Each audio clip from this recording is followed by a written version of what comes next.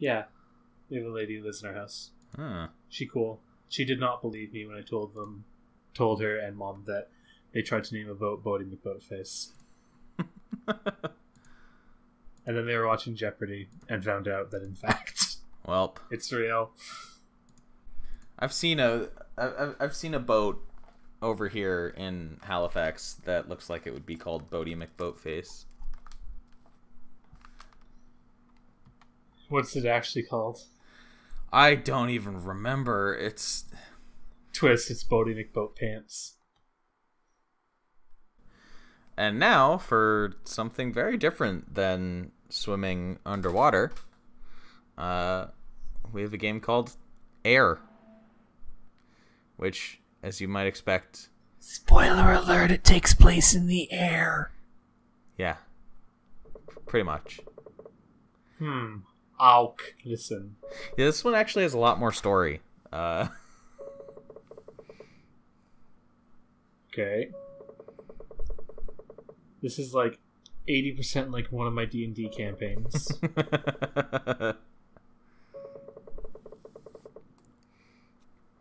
Yeah, so this is providing us the background to why the world is the way that we will see it to be.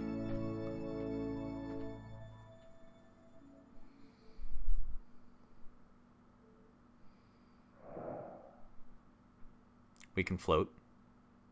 So that's good to know. So this game, I didn't know what to expect when I came into it. These controls are too fast and a bit too loose. It's a little bit floaty to run around. I will say that. Alright, so what does Floaty McFloatface need to do right now? Well, right now we're just exploring this ruin that we're in, I guess. The game's kind of set up like I would almost say a Zelda type of thing, where like, you know, you have a bunch of different dungeons that you have to find in the overworld, and then you go in, you enter into them, and you figure out you get to the end of the dungeon to discover whatever MacGuffin is at the end that you... Oh, so it's basically the Tomb Raider I've always wanted. And again, like with Abzu, there's no combat in this game. A bit less like the Tomb Raider I always wanted. It is, like, that's one thing that I did kind of expect. Like, I didn't think that this game would have combat, but I didn't think that it was going to have quite as much like story and world building as it does. Like, I thought it would be more like Journey or Abzu, where it just kind of threw you in and was like, just kind of make your way around things. But no, yeah, there's actually like stuff to read and people to listen to and things to find in this game, like completely separate from just like exploring the world. So that kind of caught me off guard. You approach, and then you press A to approach more. Exactly. You have to activate the approach cutscene, of course.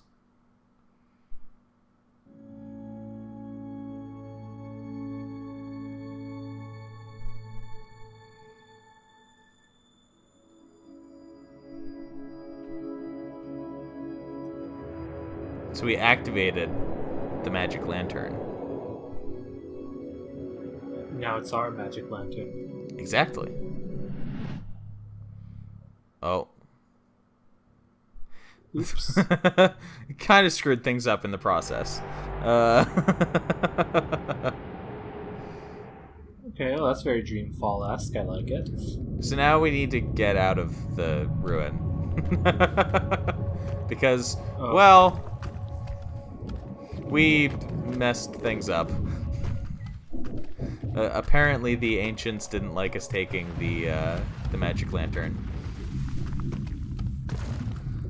Oh, okay. It's fine. That's where we needed to go anyway.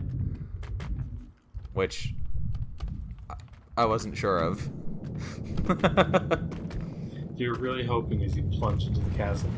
Well, I was kind of hoping that I would be able to make the jump, really, but no, of course not. Those water effects are something special at any rate. I thought that the water would like have a physics interaction with the character because it looks like it's moving really fast.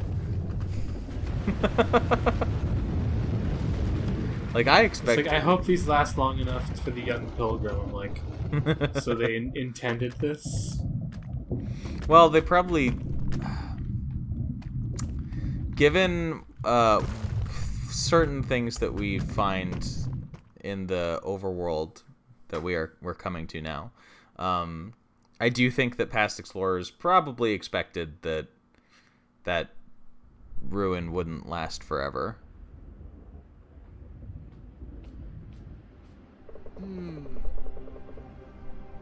Hello, old man.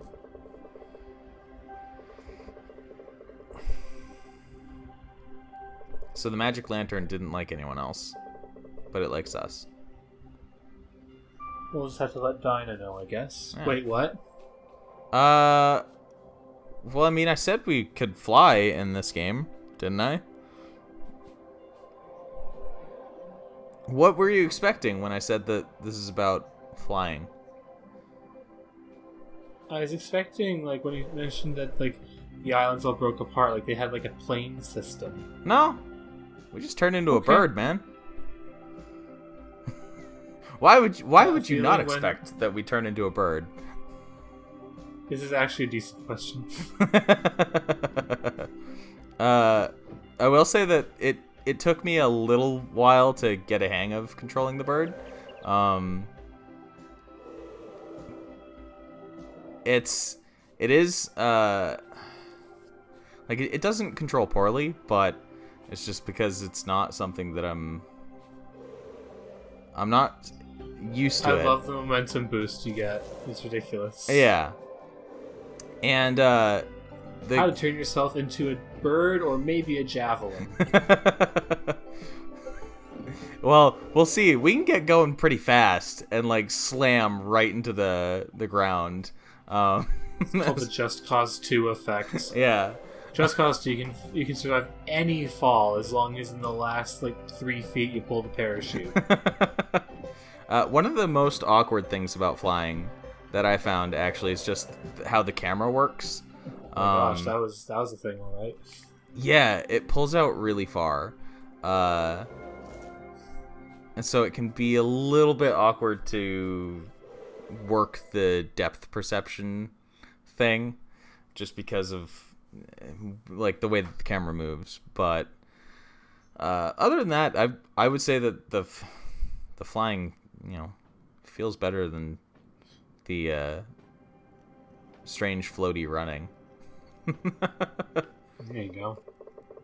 Hmm. I'm definitely calling this character Floaty McFloatface at this point, by the way. I'm sure you understand. Ock. Ugh. See, Ock is what I am, just like at all times. So, just always Ock. Constant Ock. All the time. So we can't read those tablets, which means that I guess we must have to find somebody who can read them at some other point in the game. Oh, I was looking at the compass there and I didn't recognize it. And I just somehow read it as wine. And I was like, what? Well, we made friends with the sheep babies. That was easy. Yeah. The mom doesn't like us, though. She ran away. How rude. How rude. Biting social commentary, I guess?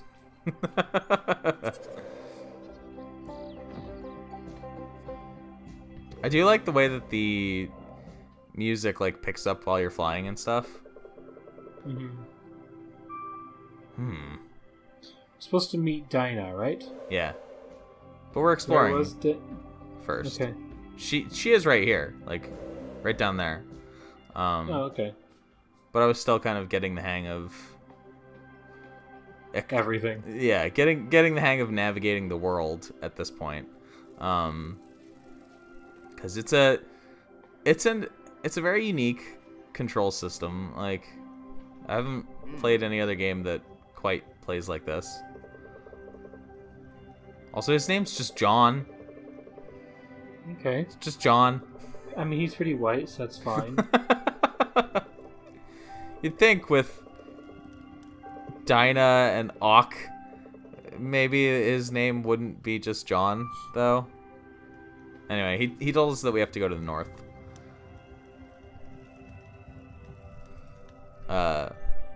Okay. We have a small amount open on our, like, on our map at the moment. We will add... You add more locations to the map as you, like, find them. And I think... I can't really, She's also re-informing us of our basic quest. We have to go to the north. Ock, ock. Ock, ock. Ock! Buck, buck, buck, ock!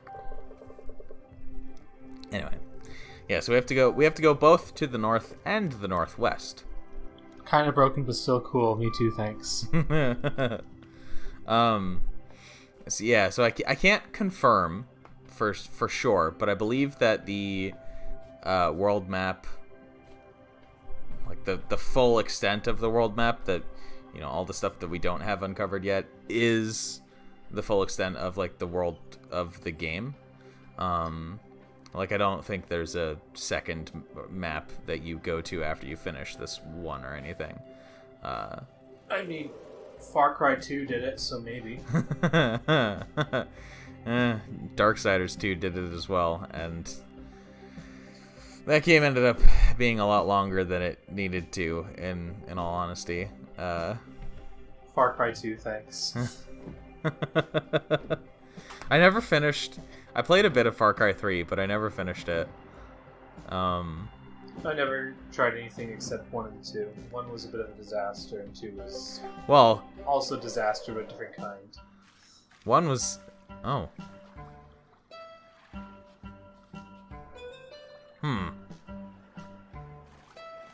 I believe, if I remember right, I think there's actually an achievement for stopping there or something.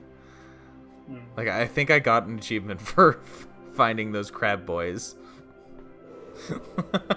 Was the achievement called Crab Boys? No. Aww. I like how you're like, maybe not there. Yeah. What was I saying? The first Crisis was made by, or not Crisis. Well, Crisis as well, but the first Far Cry was made by the Crisis Crytek people. Yeah, Crytek, yeah. What it's like they have a thing for the word cry. They do.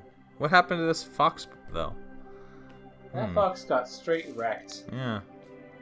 And we'll see, a lot of things got straight wrecked, actually.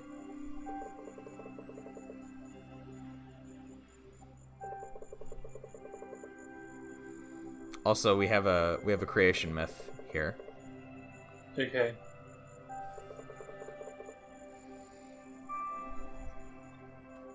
I don't think that's a real alphabet, man. Probably not, no.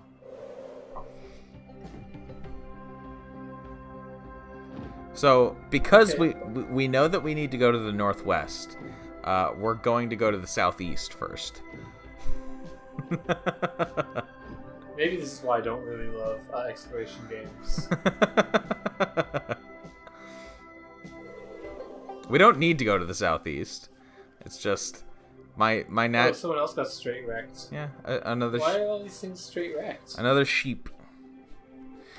We will learn. I think actually coming up in one of the islands over here, we might find, we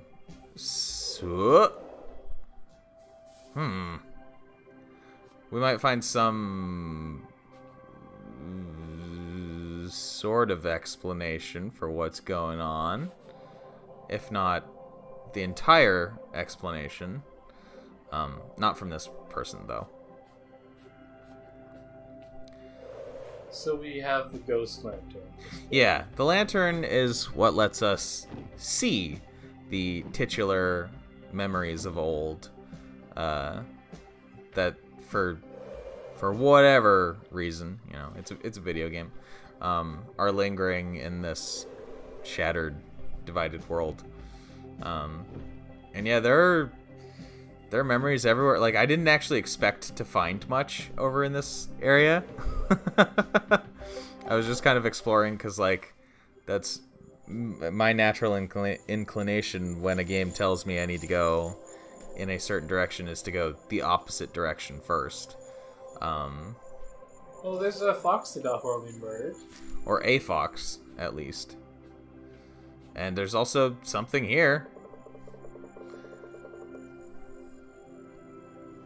So this is the guy the fox was talking to. And he's left a journal of sorts behind. Yeah,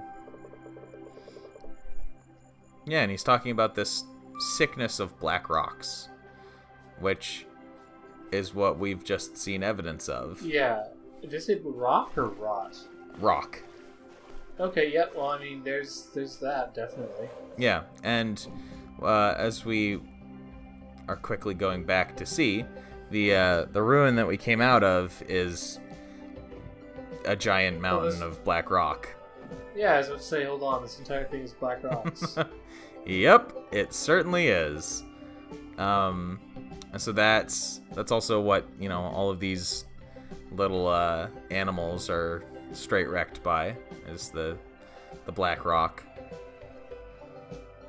So that's part of the... I presume that's directly... That's directly related to the sundering of the world, basically. And these are the people who live on the settlement. They still have a campsite over here. How cute. Also, they are ghosts. How cute. I don't know how their memories are left, since they're still alive. They're not... Those memories aren't that old. Just saying. Anyway, let's... The game decided they were important. Yeah. Let's go... Let's finally go to the north. I think we were actually supposed to find their campsite before we actually stopped at like the settlement itself, but you know, whatever. Who needs to see things in sequential order, right? I mean, as we've established, definitely not me. Yeah. So we have our second area. A regretful arch. Yeah. There are a bunch of burbs here, though. That's an acceptable quantity of verbs.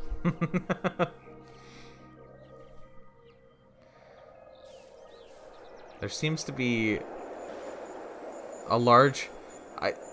I don't know how these islands are still, like, suspended, to be honest.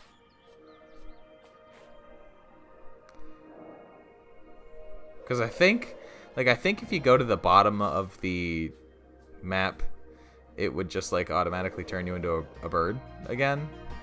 So I'm not sure, like, what's supposed to be beneath us? You know?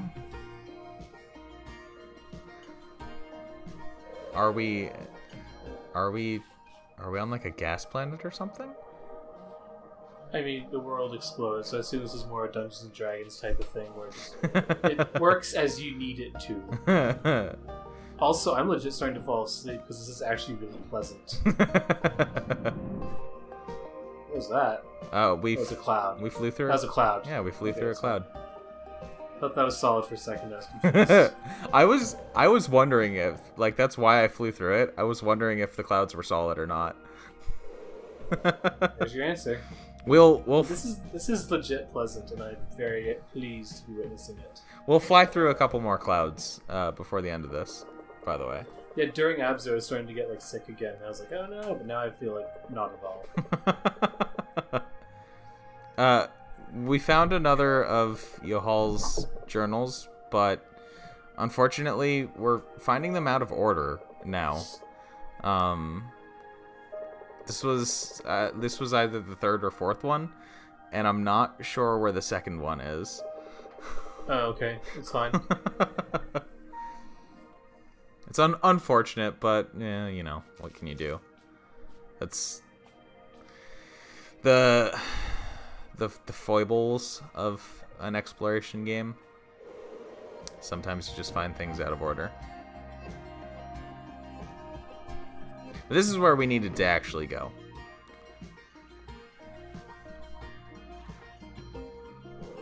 Alright, let's see here.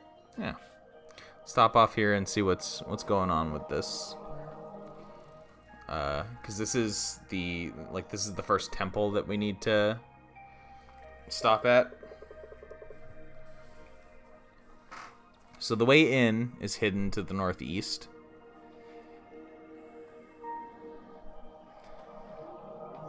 Which, You gonna go take a dive, or? well, we're gonna have to go off to the northeast. It's pretty obvious where the where the triggers are for activating that once we do get over there, but you know, who are these guys?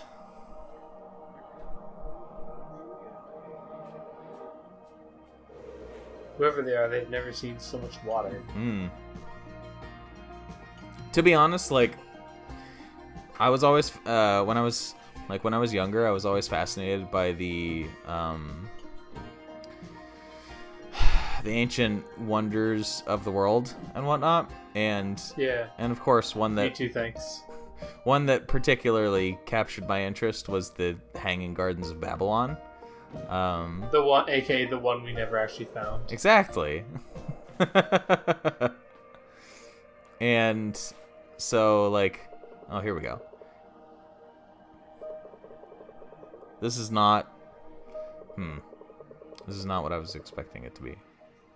It's a different journal.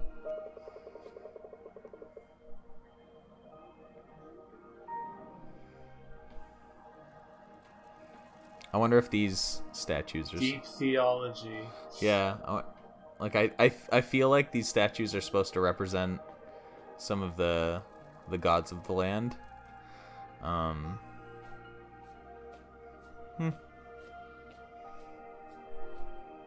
Something to do with a...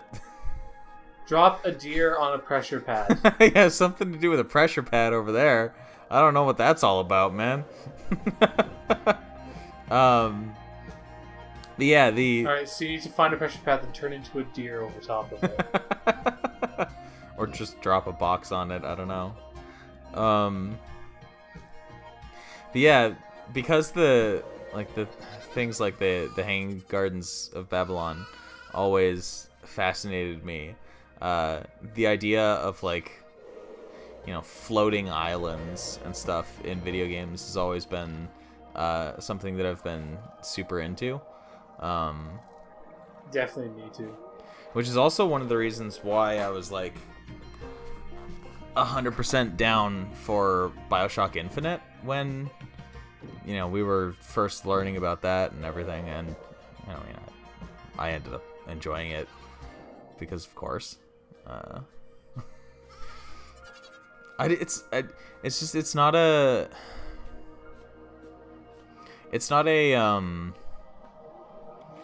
biome, I guess. Could you call it a biome? It's a set piece, anyways. It's not. Yeah, it's not a setting. I guess we can just go with generic setting that is utilized enough in video games. I don't think. Don't worry, my next Dungeons and Dragons campaign will have lots of them. I mean, what? But I don't play Dungeons and Dragons with you. You should fix that. I mean, don't you play it in person though? Yeah. I can't fly out here and that requires money. You know something that I don't have right now? Oof. Wind Song Falls, that's what. I don't have that either, but I don't have money.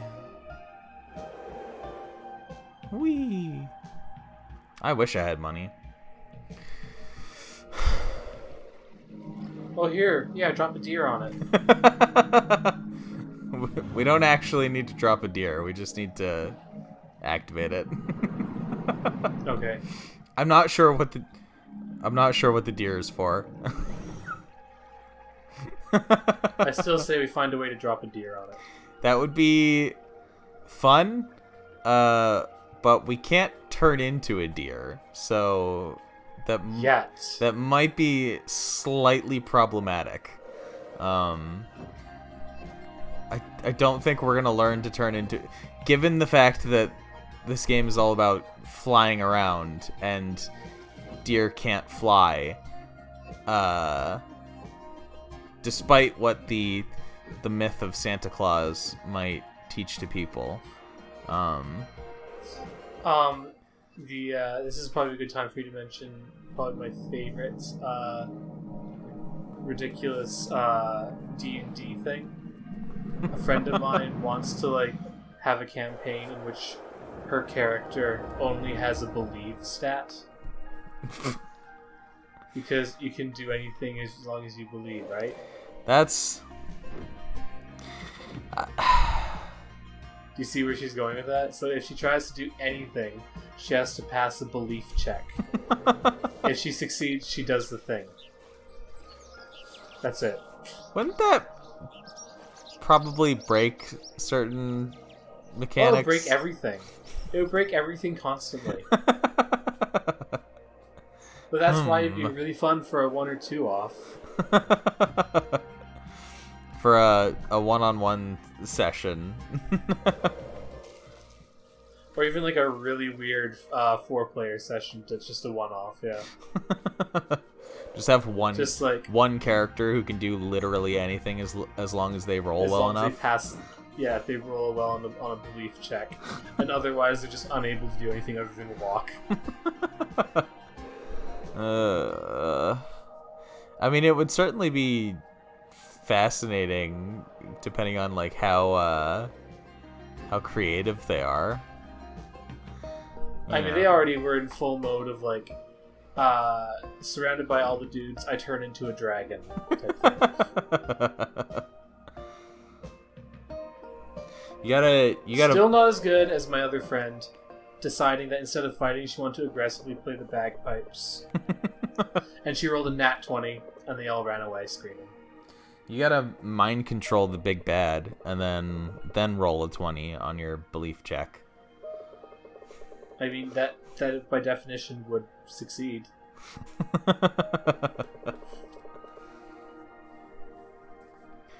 The true way to completely break the DM's game.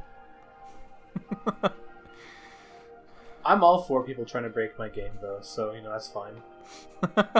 I would be as well. I would attempt to design the narrative specifically around the players trying to break it at every step of the. This is called correctly planning.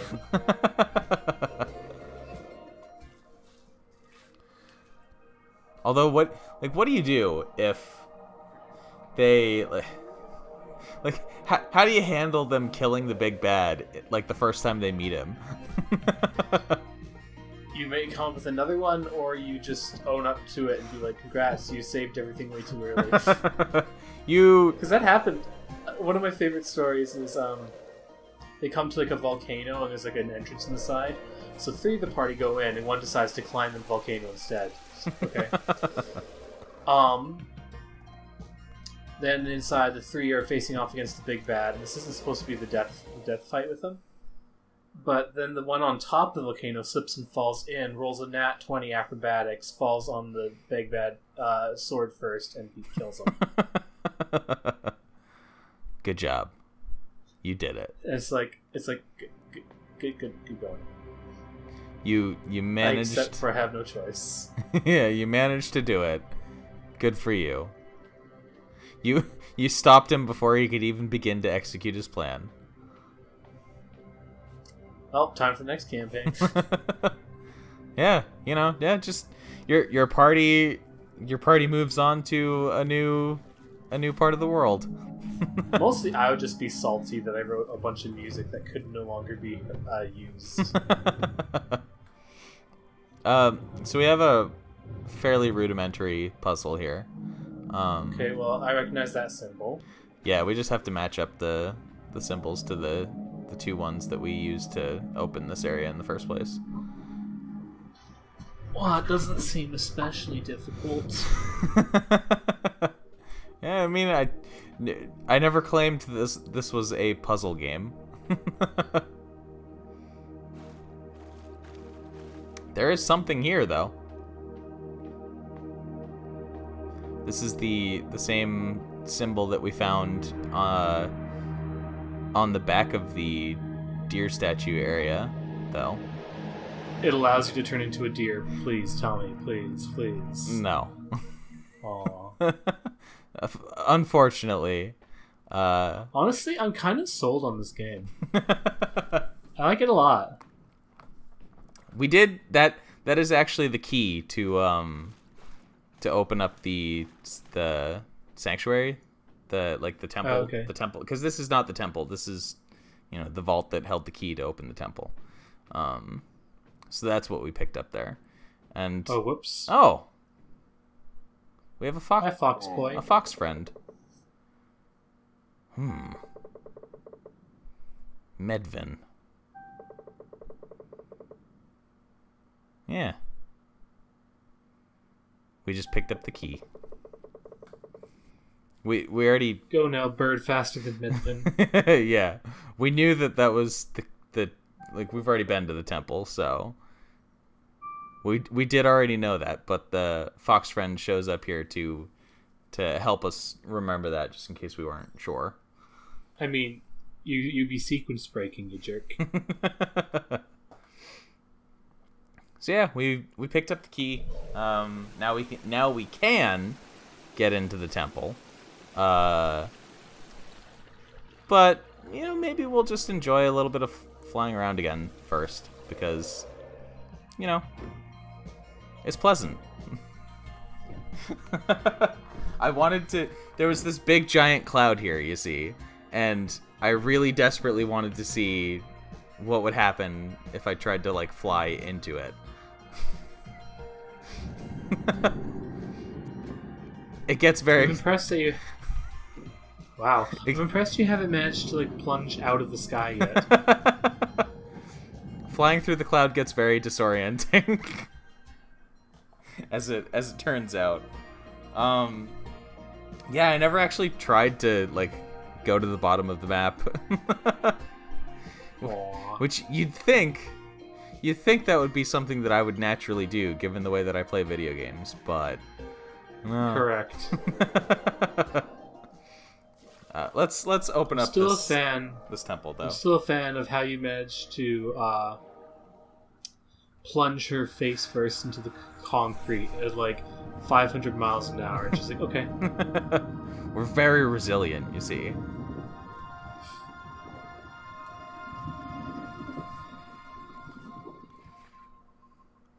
So this is the first of 3 temples that we've been told we need to explore.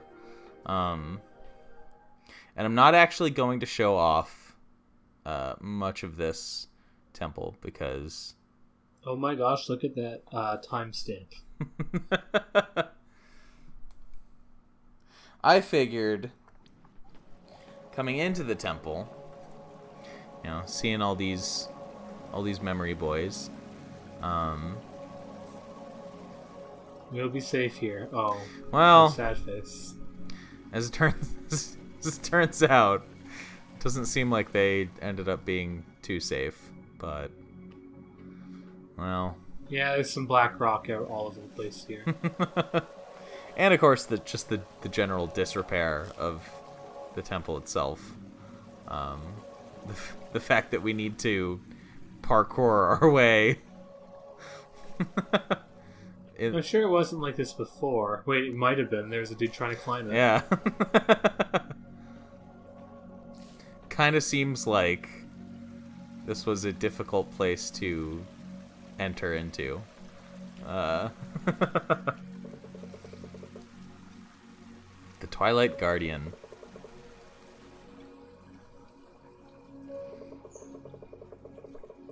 Yeah, as evidenced by the sun and moon being the symbols for this, it seems like this is a temple of twilight. Acceptable. And yeah, we have. I'm sold. This is a really cool game. I like it. Yeah, I don't like. I think this was another game that I got in like a humble bundle or something, and I didn't really know anything about it, but like, I'm super interested to continue playing it. And it's a very cheap game too. It's I want to say it's like $10. Well, this is our official endorsement. I'm a fan, and I think I might even go buy it. Yeah, I think it's pretty cool. So thumbs up. I wonder if it's on GOG.com.